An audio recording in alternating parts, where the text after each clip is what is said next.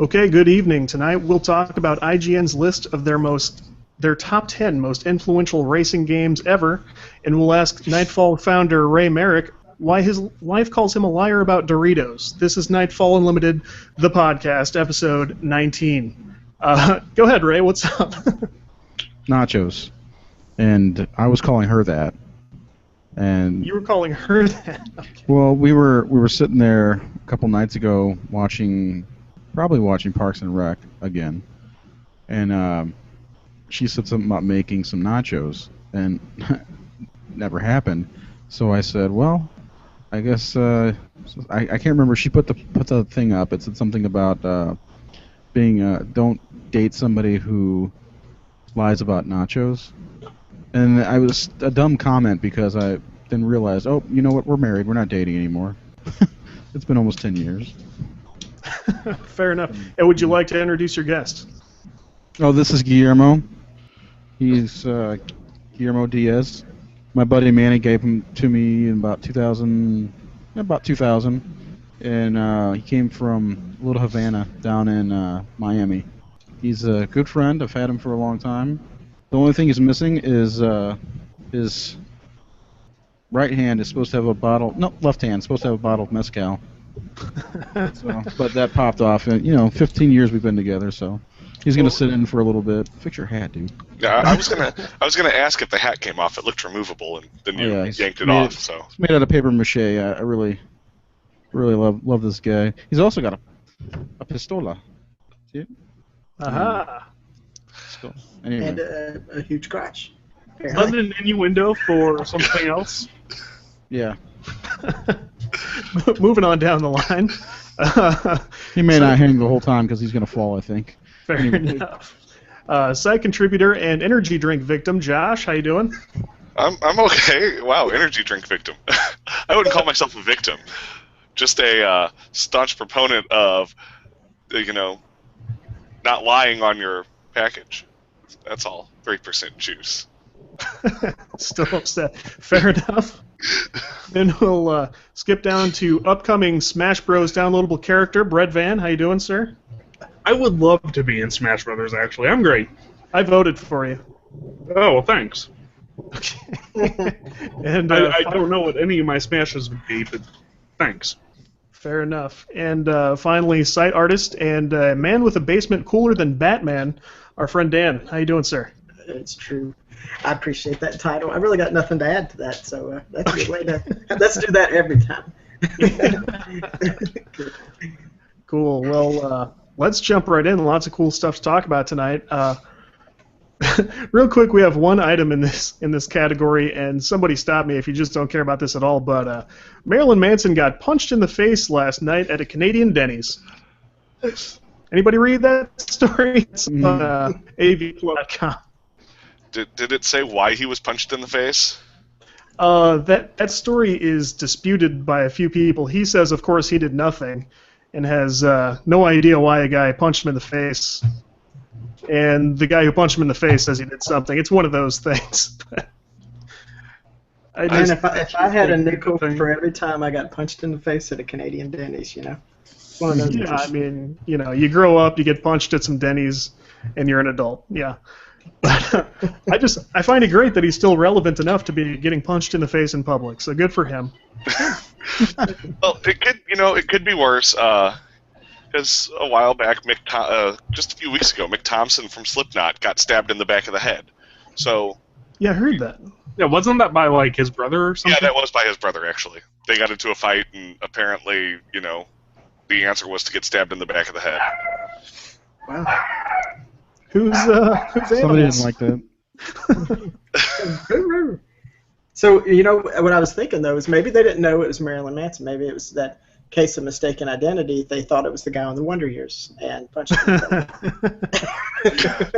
Was it Paul from the Wonder Years or whatever? Yeah, Paul from the Wonder Years, exactly. So, mistakes happen. I hated that guy on that show. Yeah. So there's your Nightfall theory for that story. That's it. And we can also knock our internet stuff out of the way real quick. News from around the web. Ray brought this to our attention. This Super Mario Bros. Opening screen was made with 14,000 toothpicks. Yeah, So, that just popped up the other day. I was like, man, that is awesome. It looks insanely epic. Mhm. Yeah, I'm trying to get a feel for the scale of this thing. It can't be that big. But wow. You can Well, even if- see down at the bottom, you can see the ground tiles and the whole thing. It's just Mhm. nuts. I mean, when I first looked at the picture, I mean, I had to double take because it looked, almost like the actual. It did a really awesome job. Yeah. So, Kudos. yeah, good work to them. That was pretty impressive. Also, I'm Mhm. jealous of that man for having all the time in the world to be able to do that. Yeah, I would held a comment like that myself. I was like, man, I wish I had the time, but I don't know if I would have done that anyway if I had the time. Right. Well, I think maybe you make the time. You know. When you love toothpicks, you make time. That's right. So nice. And the other internet item we had was brought to us by Brett, who asks, "What 3 video games would you take with you into complete isolation?" I'm just gonna say, what's the top video game you would take with you if you were just gonna be? We could call it a prison cell or just anything where you had no connection to anything else, and you've got one game to play. What do you think you'd play? Oh man. You brought it up, Brett. I had three, but now you've narrowed it down to one. I would a baseball game. I was gonna say it's got to be a sports game, right? Yeah. See, I They got the most would think replayability. hockey or wrestling myself. So Can I cheat with a online game like World of Warcraft? Are we saying Technically, what he brought to us said no internet, but I don't see why No you can't internet. take World of Warcraft. It'd be really boring because those no damn internet. loopholes. I would this is actually. just arcade? Huh? I think I would take Civilization 2 on the Super Nintendo Oh, so yeah, Civilization would be a good choice. because I've already played so many hours of that in my life. I still think about it all the time. Like I could really play some Civilization 2. I think I would take that. I think I Civ could- 3 was my favorite. I could probably take Binding of Isaac Rebirth and not hate myself for it. Oh, So you're digging that, huh? Yeah. I don't know if a story-based game really works for me with this kind of thing. Because how many times can you play through the same story before you're Well- like, okay, well, this is only a frisbee now? But Brett's See- is procedurally generated, so it's different. Well, every that's true. time. That's true. That's actually really smart. I could see that. Well, I mean, if we're assuming that you have no other forms of media, we might want to bring like Leisure Suit Larry or something with a little pizzazz. Really class it up, yeah. might need Exactly. to. They're assuming this island has no plastic or the ability to create inflatables. So Yeah. Yeah. So So interesting food for thought. we went there. Yeah. So let's leave there. Let's go somewhere else. I think the first category of any substance we had on the deck here was TV, and Ray also found this: more Arrested Development is coming. Yay? No. I was going to say, is that yay for you? Because I want to hear from it's- somebody who supports this, because I can't imagine. Haven't they already hit rock bottom? No. I think if they can fix what they did with the last effort, it wasn't all bad. It was confusing and not great, but it wasn't all bad for me. yeah, that's what I'd heard too. A few of the actors and muscle actresses through. don't even look the same anymore. It's really starting to. Maybe it looks way different now. Right, she looks way different. See, it's been so long, I'm forgetting some of the character names, but you can tell everyone's aging and doing stuff to their faces, and the storylines I didn't really think were great. So Well, if it's anything like comic books, as far as Hollywood, it's somebody's demanding it, or somewhere the numbers must be showing a demand, for more content. You would assume if they're actually getting ready to shell out some money for it. I wonder what's driving it. right, and the last season was done by Netflix, wasn't it? I mean, it was produced by Netflix. Mhm. So to me, it sounds like that'd be even harder to pay for itself. Maybe I'm wrong there, but boy. And are they still working on a movie or not? What's going on there? I think that disappeared when they released the show last year, or 2 years ago, whenever it was. Whenever it came back. Yeah, I think that was like a not a last ditch thing, but I think that was the option if Netflix didn't pick up the series. I'm just assuming. I don't know offhand.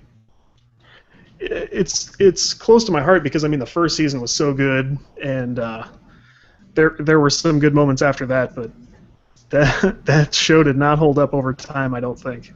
I think the old stuff is still really good because last year after I moved into the new house, I watched a good chunk of the first maybe and second season, and it was still pretty good. A lot of good humor still in there. Yeah, I should clarify. Yeah, that stuff has aged well. It's just that as they progressed and tried to make more of it, I think it fell apart. I've certainly got friends who enjoy it still. But. Also, I think part of my biggest issue with the last effort, I'm going to keep calling it an effort, but the last effort was, I didn't like the format, I guess, where they would follow, this would be Job's side, this would be Michael's side. I didn't like that. And then they kind of did some characters a little bit differently. Like Michael was a complete idiot, and he seemed to be the only one who had any sense in the entire family. Yeah. Even George Michael didn't have any sense because he was in love with his cousin for the longest time. Right. So, spoiler alert. Yeah. Now, if you've never seen any of the show, you should definitely start at the beginning, watch as long as you feel happy about spending your time that way. I think there's a lot to be gained from watching the show. It's just, I wish it'd be more consistent. And a lot of my friends are much harsher on it than I am. So. Yeah, me too. I took it for what it was. It was more Arrested Development. You know what? I'm going to watch it if they put 17 more episodes out. I just hope they don't go with that same format of following somebody's storyline and interweaving them all and all that. Yeah, we didn't make it. My wife and I quit the last season, the 3-4 episodes in. It was just couldn't do it. So, I don't recall what we went to after that. Parks and Rec.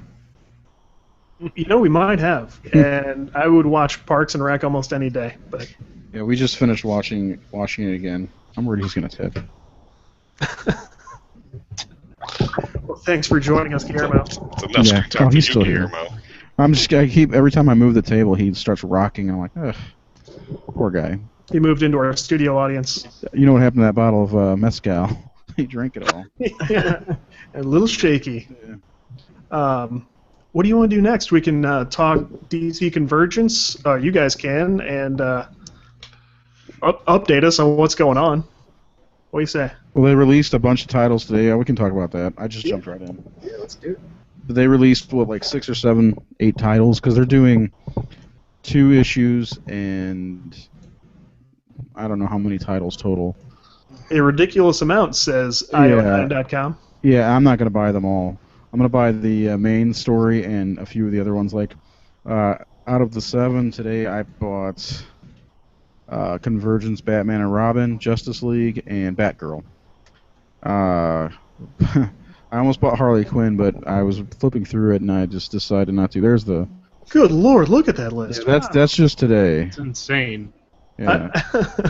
I thought a ridiculous amount meant like 5. See, that's all of DC's publishing right now are those books. They're not doing their regular, regular comics or anything.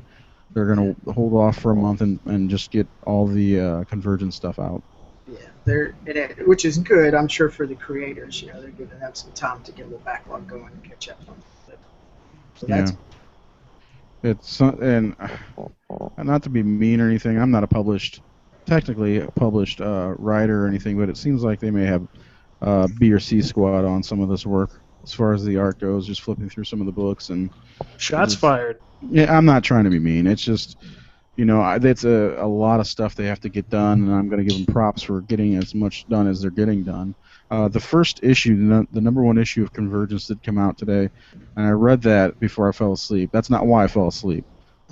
I was up late last night with the baby and woke up at 5 this morning. So anyway, it's actually the 0 issue probably shouldn't have even come out. Did you read the issue number 1, Dan? Issue number 1 of Convergence? Yeah, the main story. Oh, yeah. Yeah, that's what we went over last week, right? No, that was 0. Oh, this one. No, I didn't make it through 1 today, not yet. It's really cool because, like, at the very beginning, the video game Injustice? Uh-huh. Basically, is it Brainiac? I don't know. If I can't tell. I think it's Brainiac. Anyway, he's destroyed the entire Injustice universe, so that's Okay. gone now. Okay. And it jumped to the Earth 2 team, which I was really Cleaning up happy with. house. Uh-huh. 'Cause I really like Earth 2, and they jumped to that, which they're on the cover also. And you kind of get more of an idea of what's going to happen and what's going on, because they talk to the Brainiac. I don't know, Harold or something. I'm not exactly sure what he is, but they talk Seems to. like it's something like that. Though. Yeah, they kind of talk to him, and he kind of explains a little bit better about what's going on, rather than being extremely cryptic in the Zero issue.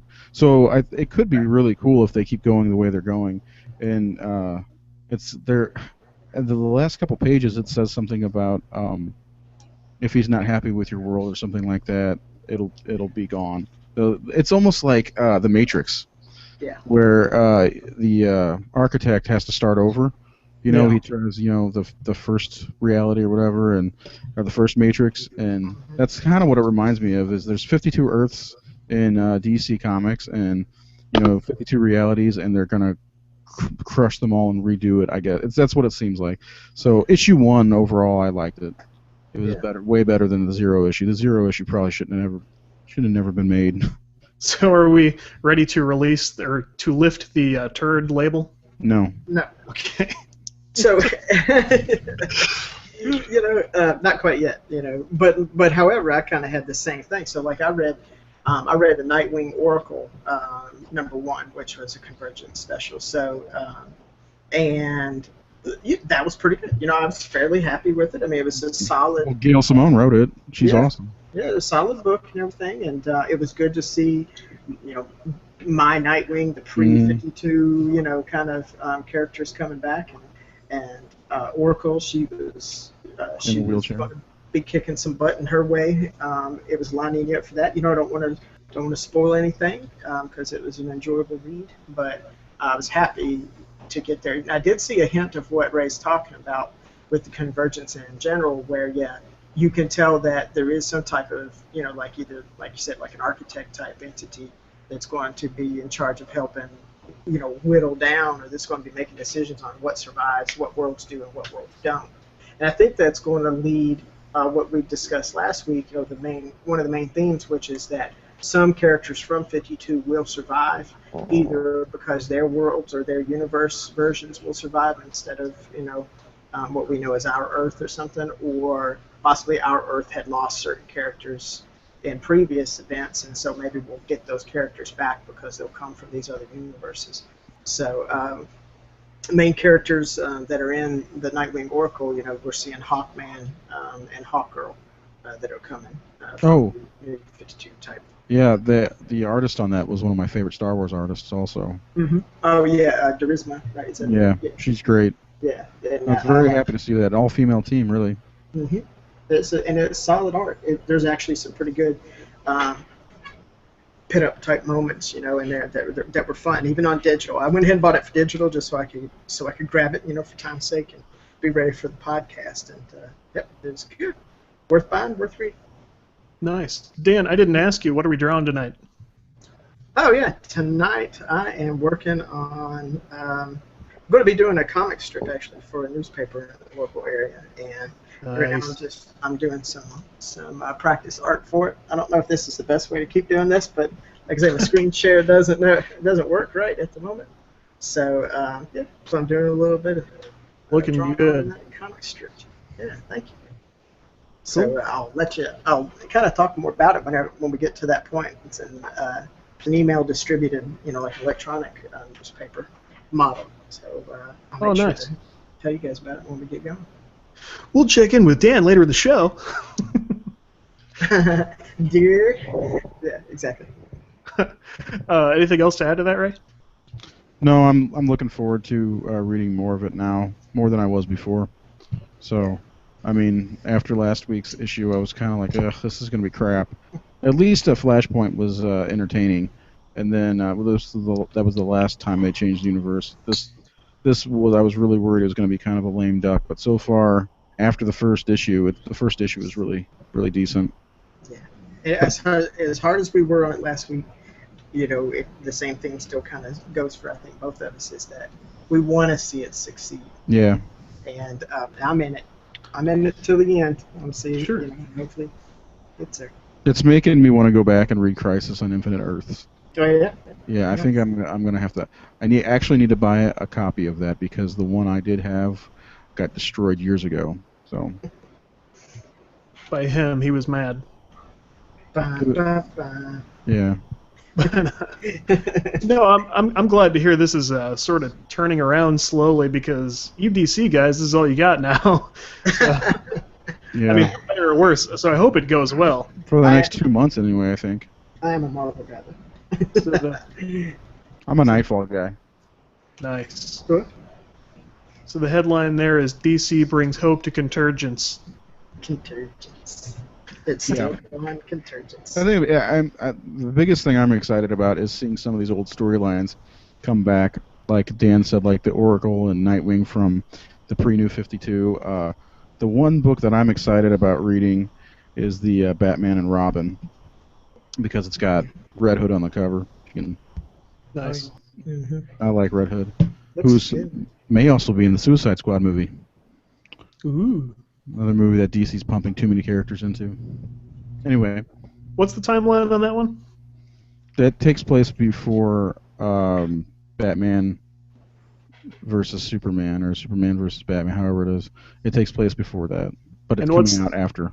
What's the theater release timeline? Yeah. Late 2016. Oh, okay. Still some time.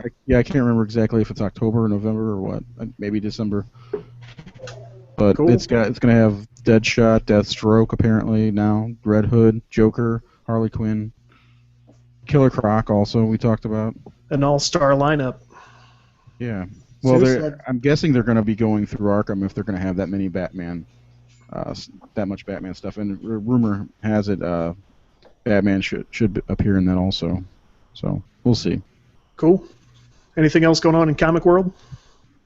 There's a lot, but nothing I want to talk about right now. Let's see. I actually saw some interesting news, and maybe Josh, the Ghostbusters aficionado, throw something in there. I saw some Oh stuff. yeah, I can't believe I never mentioned this. Yeah, Ernie Go ahead. Hudson, right? Go ahead, do your thing. Yeah, you do it. Rock it. If you- Well, now it's starting to look like none of the new Ghostbusters movies are going to happen. What? What? Yeah. Oh, actually, that's different than what I was talking about. Go for it. No, go ahead. What were you talking Ernie about? Hudson may play Black Panther's father. Yeah, that's what I was saying. Ernie Hudson. Oh. He needs to because he gets no respect. He's a great Yeah. actor. And he's slowly going insane over it, so I hope they do kind of bring him back to reality. Give him some I work. think he'd be perfect Sure. fit. Let's see if I That'd be can pretty find cool. the article I read. Well, he did the accent in Congo, so he could pull off an African accent. Nice. Yeah, every interview I hear with him is crazier than the last, so hopefully this puts him back on a good path. Maybe he just doesn't care anymore. that's I mean, fair enough, but Or he's got maybe he's rightfully PO'd about some business stuff, and so he's, he might have got shafted. You never know. he's kind of caught a raw deal. Always, really. There was never a time when he was getting a fair shake, I don't think. But Yep. okay, Josh. I no, kinda- interesting. I read an article and now I can't find it, so it's making me question whether or not I just imagined it and it was an awesome dream. But I read an article that Sony was starting to have reservations about the new Ghostbusters movies. Don't and say. I can't remember the details. It was right after work and I was about to go to bed when I read it. Of course, I won't still have it on my phone at this point. It's frustrating. But Yeah, so for all yeah, of us, huh? I would be in favor of Sony having reservations and not going through with those movies. Yeah, maybe they Not- got some strong audience reaction to. Not me. I kind of want to see what happens. And they did actually mention the fan reaction as part of the reason why they were. That can't be thinking that real. they They would do it anyway. I don't think. I was they're gonna say, let a bunch of I fans think it's bully still them. going to happen, but Well, who here thinks that they really need to make separate movies They don't. with females and males. Why not just you could blend all that together? I mean, I guess the budget would be blown because you'd have to be paying all those big salaries. But I don't know. I really feel like a good writer could bring some of that talent together all in one movie, and it could be fun for everybody. Yeah. Yep, I'm with that. Anyway, so Dan, what was your Ghostbusters thing then? Oh no, it was the Ernie Hudson being looked at to play T'Chaka, I think is his name. Which is Black Panther's father in the Black Panther series, right? Oh no, I hadn't heard that. That's cool. Yeah. So yeah, it's pretty cool. Been seeing that actually in the Facebook feed here for the past. So there's our social media update.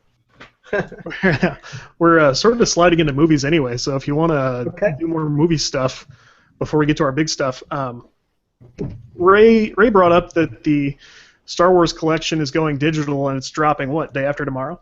Yeah, on Friday it's going to be $90, and you can get it on like Xbox Live and Amazon Prime. I was going to ask where you had to get it. Yeah. Yeah, and Voodoo, whatever.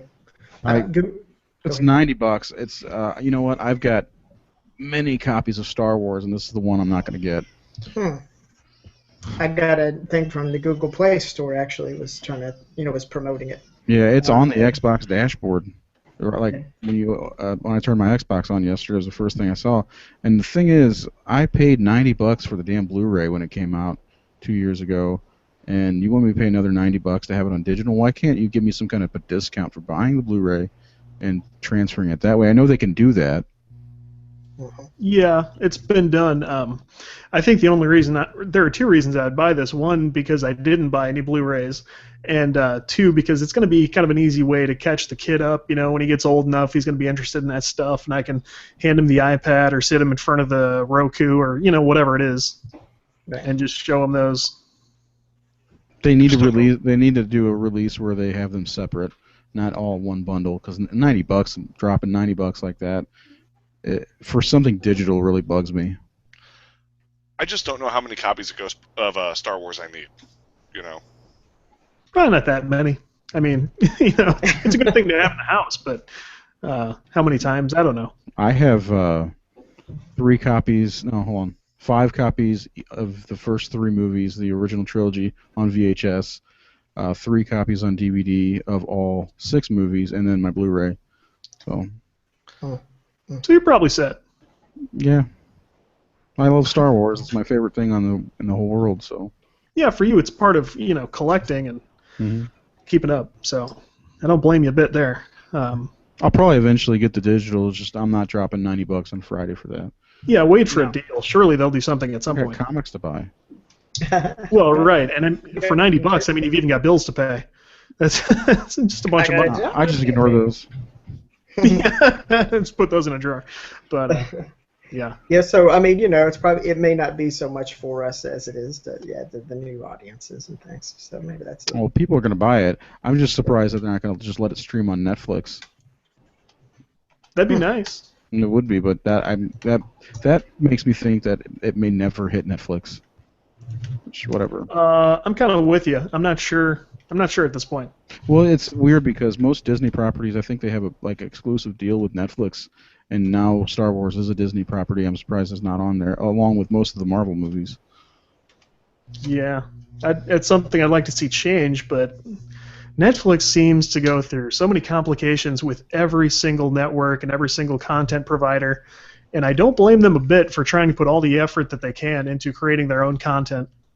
It's just well, that's great because on Friday I won't be watching Star Wars digitally, but I will be watching Daredevil. So yeah, that's going to be cool. We'll all be checking that out, I'm sure. Oh, definitely. And we'll be able to talk about that next week. It looks really good. Can't wait. I'm pretty stoked. I get to start a week's vacation on Friday, and it's going to start with Daredevil. I'm going to write a lot. I'm excited. Oh, that's right. Yeah, we're going to get together during that time, too. Oh, yeah. Make some Nightfall changes. Do some business. I don't know why I said it like that. That's nothing. Business, your business. Yeah. Oh, you want to talk about movies for a second? Let me tell you, I saw Fast or Furious 7 the other day. What was that like? It was fun. Was it? Yeah, it was actually a lot of fun. I took the wife out for a date on Sunday afternoon, and she loves Vin Diesel for some reason. Mhm. I think he I kind of sounds do like- too.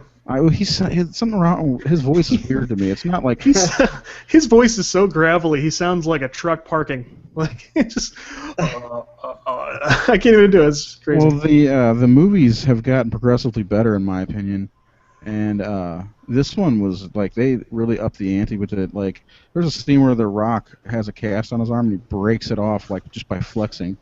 You know? So that was kind of cool. There was a lot of cool stuff, and to my surprise, I was extremely happy to see Kurt Russell in it, and he's one of my favorites, and he was awesome in the movie.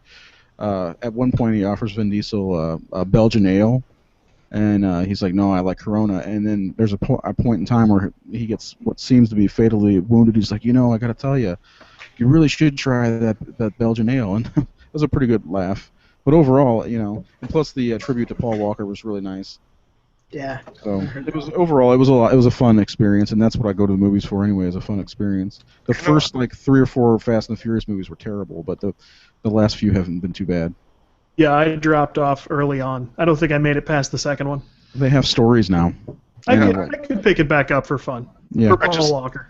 That's my thing. I just cannot get into the Fast and the Furious movies. Mhm. Not my thing. But you say that with the continuity, it really started to add to the enjoyment. Yeah, I think saying, right? there's a I mean with I think it's called Fast and Furious, the 4th movie. From there on, it started a whole different trend, and they've become, instead of racing movies, they still have a little bit of that in there. They've become like, it's like an action series, a full-fledged action series, and they keep adding all these action stars to it. Like Jason Statham was in the last movie, the new one, and he was he was awesome as usual. I like him a lot though. So there were some really cool fights between him and Vin Diesel and The Rock, and really cool stuff. And plus, in the 5th movie, The Rock and Vin Diesel fight, and that was pretty awesome. So there's just a lot of cool stuff in those movies. Cool. Let me say this on the along those lines. If you haven't and you're an Xbox One player, very quickly download the Forza Horizon 2 standalone version. That it's like Forza Horizon 2 presents Fast and Furious. Oh yeah. There's like 2 more days to download that before it goes up to $10, and it's a super fun game. I've been playing it with friends, and yeah, it's great. It's worth playing. I think our buddy Brett Bowers played it also and was recommending it to me the other day at my son's party. I would like people to play it and get hooked on it, and then play the actual full-fledged Forza Horizon 2, because I play that all the time. Myself, I've never been big into racing, but it's free. I'll probably try it. Speaking of racing. Yeah, almost speaking of racing, there's one more big movie story, and we're all kind of divided on it. So let me just pull it up here. Warner Brothers has picked up Five Nights at Freddy's for feature adaptation. So you can look forward to a Five Nights at Freddy's film in the fairly near future. What are everyone's thoughts? Why? Is it going to be Essentially, found footage? I could see how it could work, but this is a dumb idea. I could see how it could be interesting, but it won't be. Right. Sort of like how the game could have taken an interesting direction, but it didn't. Right. That's Yeah. that's something you want to put like on the back of the movie case. I could see how it could have been good, but it wasn't. Was excited, was disappointed. Yeah, no, we've been going back and forth about talking about this series more on the podcast. The first game came out in August 2014. There have been 3 games. We have never stopped hearing about it. We never stopped seeing it, and now we're going to see a movie soon. You know what? I challenge somebody to go back through all 19 podcasts and find me 5 where we didn't say something about Five Nights at Freddy's. Yeah, and if they found 5, I bet that would be it. At first, we were all so excited. We all had a lot of fun with it. I played it on Twitch, and we make jokes about it on Facebook all the time. However, enough. Seriously.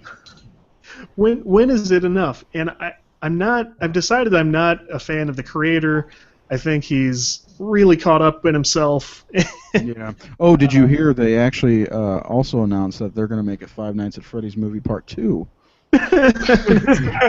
It will come out the following weekend. Todd beat me to it. Yeah. It's been like 8 months, or 7 or 8 months, and there's been 3 games. Yeah, That's insane. I'm trying to find a ballpark on the film, and it's probably too early. But by the time it's probably it going comes to be out in November. by the time it comes out, there are going to be 9 more Freddy's games.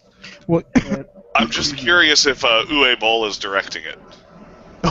He seems to That'd be direct all of interesting. the bad video game-based movies, so... Yeah, no, I doubt it. Yeah, I don't think Warner Brothers would be attached to that. Which films of his have you seen? I saw the Postal one. I've seen Alone in the Dark, and I saw Blood Rain. House of the Dead. He's made a bunch of them, and a lot of people hate. I don't hate him as much as everyone else does. A couple of the movies are okay. Well, I own House of the Dead, and it was one of those. I had never seen it. I was just like, oh my god, they made a movie based on House of the Dead. So I bought it and watched it, and I was like, this is the worst piece of trash I've ever seen. And now I watch it for the hilarity. Right. Because Yeah. it's so bad that it's good. Yeah. I think that a lot of people did that with Cabin Fever, which was not based on a game, but same reaction. Right. Now, one thing you have to give him credit for is he physically got into a ring and fought a lot of his detractors and destroyed them all. Did you see that? That was a few years ago. No, I had heard about it, but I didn't realize that it was available on pay-per-view. They did an I would have event watched. where they lined up, I don't know, 3, 4, 5 of his biggest detractors online, and just said, "Come fight this guy. He wants to have it out with you," and they agreed, and he sent them all to the hospital, pretty much. So, got to give him credit for that. Yes. Well, he's a stand-up guy, if nothing else. Oh, you hate my movies? Okay, I'm going to kick the shit out of you. So, yeah. So look for Five Nights at Freddy's in the next probably 48 hours. So let's go ahead and move on to games. IGN, and Ray brought this one up too. Thank you, Ray, for all the digging you've done for great content for this week. Yeah, we didn't have anything really up, and I was like, man, I'm just starting to find. I didn't start finding stuff till like Monday. Yeah, so and he week. said, not on my watch. Yeah. And so what we have here is IGN.com's most influential racing games ever. Now, let's stop to take a moment to appreciate how tough a job this would be to curate a very short list of the entire history of video games' best, most influential racing games. So with that in mind, Now, did you see the video at all? It's like almost 30 minutes long, but I watched the maybe first 5 minutes, and the guy that made the list apparently is like their big racing guy at IGN. So. Right. The idea here is that this is a pretty legit interpretation of IGN as a whole, their feelings on the best racing games. Normally, I wouldn't take an article like this seriously, because this is the sort of thing you see on like BuzzFeed. Yeah. But IGN's definitely respectable, and I enjoy their stuff quite a bit. So. Well, and kudos to IGN for only putting it on 2 pages. You know, they could have made it like every other clickbait article and put each part of the list on its own page. Yeah, they did not do a BS job here. So I'll run it down. The guy that made that is making the movie we were just talking about. Let me just make sure he doesn't work for IGN, because if we do dispute this, I don't want an ass kicking. I just want to make sure that he's not the same guy. I'm delicate. Oh, I can't take this. I see what you're getting at, and I do not believe that Luke Riley and Uwe Boll are the same people. Okay. I don't think they're attached. Fighter. And you can always fall back on. I mean, they can't force you to fight, right? Hopefully not. I turned off all the metadata on this video feed, so hopefully you can't track it. Right. Do not track. So let me run down the list very quickly, and we will. In fact, what I'll do is I'll give you the title. You guys tell me if you've played it, minus Ray, who just disappeared. And and we'll kind of go back through and talk about what we like, what we don't like. Okay, so they start with an honorable mention, and that's the Driver series. You guys played Driver? I played it. I really like this. So I think that was a a great ad. Number 10, Indianapolis 500, The Simulation, which was all the way back in '84 on the BBC Micro. That's kind of a long shot. Yeah, Wow. I have not played that. Number 9, Street Rod for DOS and Amiga in 1989. Street Rod players. I'm going to have to go with no, Cotton. Right, right. Let's see, moving on. I think a lot of us have played this. F-Zero on the SNES from 1990. Yep. Yep. F-Zero was fun. I've definitely played it, definitely like it. And I'm glad they got some fantasy kind of cool. You didn't cool keep racing. it straight up street racing or whatever. Right. Yeah, I went to F-Zero after playing the GameCube version that we had on the display unit at Toys R Us. I played that a lot in our zone, and then I went back into the archives and borrowed it from Craig, and ended up playing the original SNES. It was a lot of fun. I've actually played the SNES version within the last year, so. Well, perfect. So, and one I've definitely not played. Actually, I'm not sure. I may have played this. Test Drive 2, The Duel, PC 1989. I've played some of the Test Drive games. They are very cool. So, I may be the only Test Drive player. This one, I think everyone's played this one. Daytona USA in the arcade, 1993. I'm certain we've all played Daytona USA. Absolutely. They've still got it at our local Dave & Buster's. You can still play it in a lot of different places, and for a game from 1993, that's pretty impressive. Yeah, when I worked at KFC back in the mid-'90s, we had a Pizza Hut right next door, and that was there, and whenever I was on break, I'd go play it. Any pizza. Yeah. And That's awesome. all I had to do to play it for free was take over a bucket of chicken. It was great. Nice. Bartering. Yep. I can dig it. Number 5, Super Mario Kart, SNES, Now, 1992. what's this one? I haven't heard of this one. Yeah, I'm not familiar with this. Is it Mario? Mario Kart? Mario. That's the original. A lot of us played it growing up, and I'll complain about that, but I'll wait till the list is done. Number 4 is Outrun, arcade, 1986. I never realized older this was. ones. I never realized it was so old. I was going to say, I think this is another one that we've probably all played. Yeah. No, I don't think I've played this one. Super Off-Road I've played, but I don't think I played Outrun. God, I can't talk today. Super Off-Road I've played, but not Outrun. Okay. Right. Sorry. This was a Not Sega. confusing things. This is from Sega. It's got to be one of the most popular arcade racers. I was Twitch streaming this not 3 months ago. And it was one of the games that was added to the Internet Arcade, which is a bunch of games you can play in your browser. So I mean, you can play this anywhere. So, moving on to number 3 is Virtual Racing. That's another arcade title which moved on to the Sega Genesis console, 1988. I've played that. That was one of the first fully 3D games in the arcade. It was Yeah, so I weird. played that one. Yeah. So actually, I think it was like Sega CD. I don't want to. Somebody listen to that like that guy's an idiot. Probably Sega CD. Let's see. Number 2, Gran Turismo, PlayStation 97. Yep. I've only played a couple times, but I got a lot of respect for that series. And finally, number 1, pole position, Atari 1981. I'd never played the Atari version, but the arcade version I played a lot on Friday night bowling nights. I don't know which came first. It may have been arcade. Influential, I can see. Yeah, for the amount of people who have played it, it was one of the earlier 3D representations in the arcade. I can dig it. I don't like it at number 1, but I can appreciate it. Hold on. Things Wait, like where's the that. Excite Bike? Yeah, I was just gonna say. I love that game. Here's the thing. I also compiled all of the Where's stuff we Trials talked about on. Yeah. No, that's not a racing game, is it? It's more of a stunt game, but I can dig it. Here's the list of all the stuff we talked about on Facebook that we didn't see in the list and thought it should be mentioned. The Rush series, San Francisco Rush. Love that. Oh, yeah. That's fun.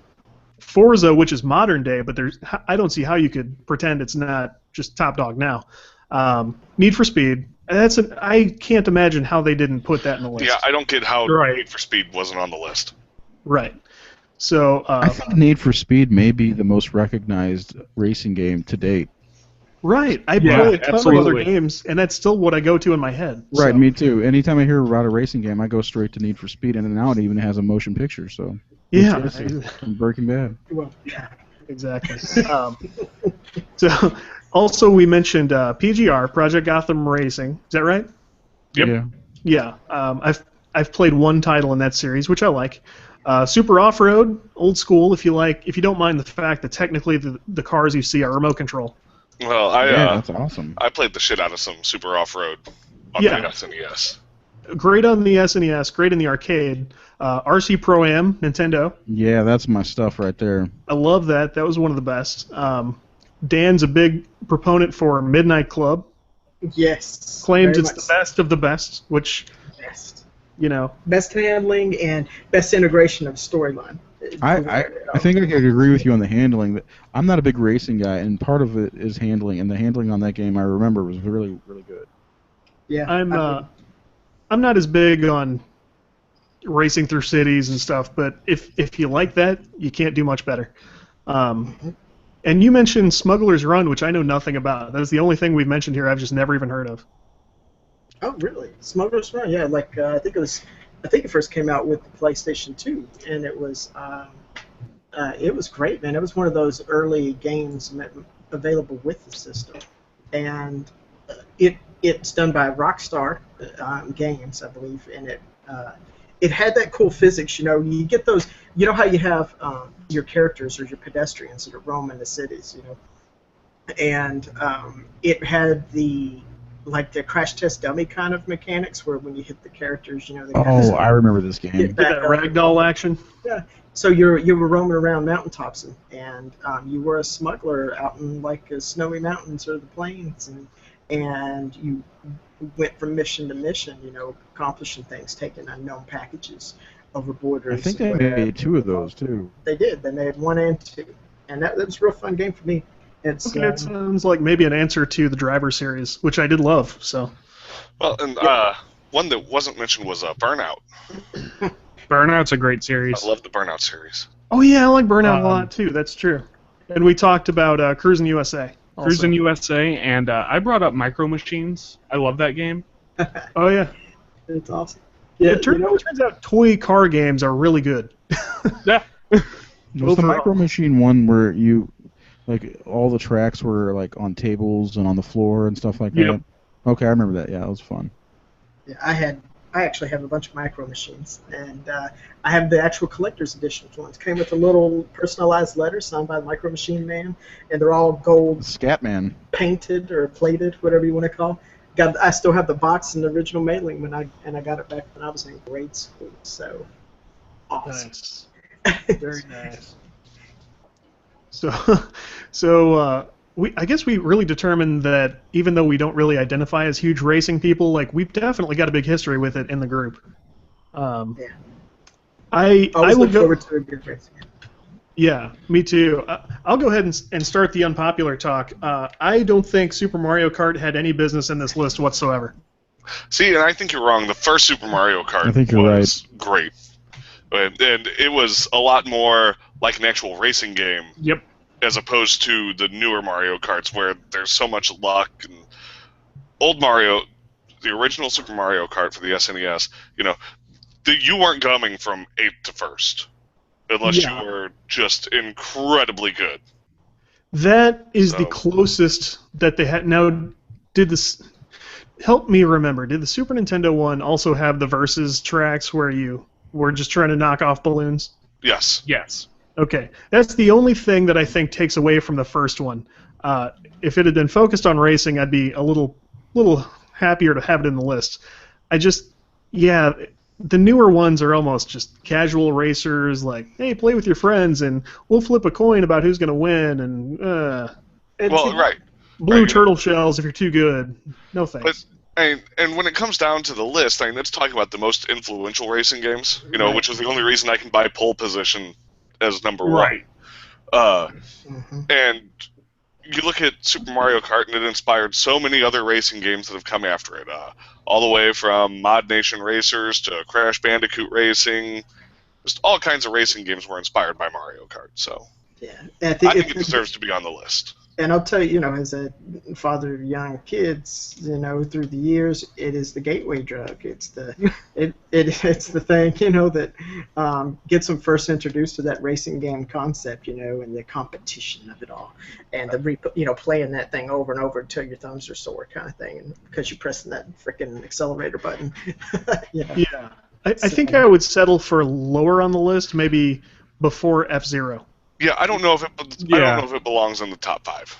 Yeah. Depends on who they're writing for. My argument was going to be that if you're going to even honorably mention Driver, which wasn't necessarily a racing game as the focal point, you can include a game like Super Mario Kart where the objective is racing. Mm-hmm. Where was Road Rash on this list? Where was Road Rash? Where was Road Rash? You could almost probably make my a separate favorite category of like violent racers and include your Twisted Metal and your Mario Kart's pretty violent. Road Rash. I would put Mario Kart in that category. Twisted Metal's not really a race, though. Does it really? Exactly. It's more like BattleBots. Right. In the way that truly Mario Kart isn't either. If you've got weapons, you're not really racing. I disagree. The object is to win a race. Twisted Metal, you aren't trying to win a race. You're trying to survive. You're trying to survive a death match. There is no, hey, you come in first place. It's you win or you die. But look at it this way: if you're the best racer and you try to do nothing but race in that game, do you think you're going to win? I don't know. I tried to run away from people a lot, and I've never won. When you drive minivans and Ford Focuses like I do, I will toss a Coke bottle at a in that minute to win that race. If we're going for the pinks, man, I'm throwing stuff. And that's where he picked it up. Now, Brett, I can't let you get away with saying Driver isn't a racing game. Driver has some stunt missions, but Driver is definitely point A to point B as fast as possible.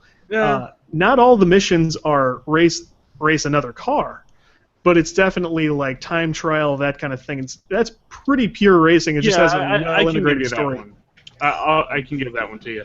As at least insofar as getting an honorable mention. I don't think maybe it should be in the top 10, but. Well, see, with Mario Kart on there, honorable mentions, you got to throw Diddy Kong Racing in there, which I thought was very much more entertaining. I liked Diddy Kong, and I also liked Sega All Stars Racing. Sega All Stars was good. Good. So I like that plane action and stuff. But overall, this was a really fun list to look at and fun to talk about with you guys. Yeah. I can dig it because I play racing games all the time, and I can never talk to anyone about it. You're a big Forza guy, aren't you? Huh? You're a big Forza guy, aren't you? Absolutely, yeah. I just finished maxing out that Need for Speed game, or that Fast and Furious game. See what happened there? Just yesterday. So. If I had an Xbox, I would definitely be picking up Forza, just a game to pass time with. Yeah.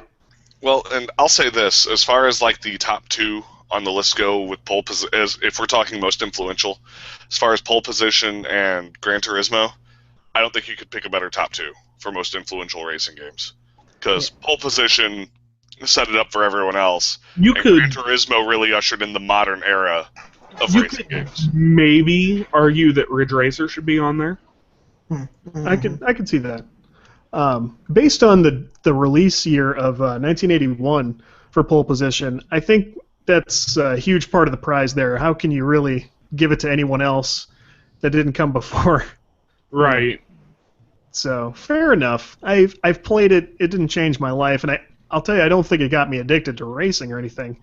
But it's certainly noteworthy. And it definitely paved the way for the other ones. So. And if you really look at just about any arcade racing game since pole position came out, and you're still racing from the same angle that you used to race from. That's true. The screen layout is pretty much exactly the same. So. Yeah, user interface. That's kind of like I've seen some real interesting stuff about how certain Street Fighters had the perfect interface. In terms of where all your attributes were not interfering with your ability to see what's going on in the fight, and get the information you need without pulling your eyes away from the area where the fight's actually taking place. Right. And you're right. That's where pole position, I think, holds up the test of time. That's an interesting point, because I'd like to do this with fighting games with you guys sometime. Me and Brett were just examining the finer points of different fighting games as well. Yep. Nice. Because I brought up how something about the new Mortal Kombat trailer. Yeah. Oh, yeah. It made excellent use of Chop Suey by System of a Down. And that should not necessarily sell fighting games, but I can appreciate that. So maybe next week for that. Mm-hmm. Yeah, that'd be cool. I'd like to talk about that. Well, cool. We go on, Brett. I was just going to say I would definitely love to do something like this with just like different genres in general. Maybe not we necessarily could do just fighting. Maybe the top 10 most influential Garth Brooks songs. I could do that. Maybe so. I don't know. Okay, see, I hear if you make fun of Garth Brooks songs, he actually comes out and beats you in the head. Bring it on, Garth Brooks. That's where he brings out all of Holy the bastard. smashed guitars. Right. Now we should go back and count how many episodes we've discussed Garth Brooks. Yeah, that's why I brought it up. Garth Brooks count. Yeah. These are like Miss Piggy karate chops, right? We gotta go back and start getting some numbers on these things. Figure out how many Podcast scavenger hunt begins now. Well, what else, guys? We got a few minutes, so we took care of this list pretty well. What else is going on? Anything? The next page for the Rocket and Shark Horse comic should be out on Friday. Okay. Excellent. Very good. I got to talk to Jane about that a little bit. Oh, really? And she's excited, and she's glad you're not quitting for April Fool's Day. Oh, yeah. Yeah, that was just April Fool's Day. I got a lot of people reaching out. I did the old.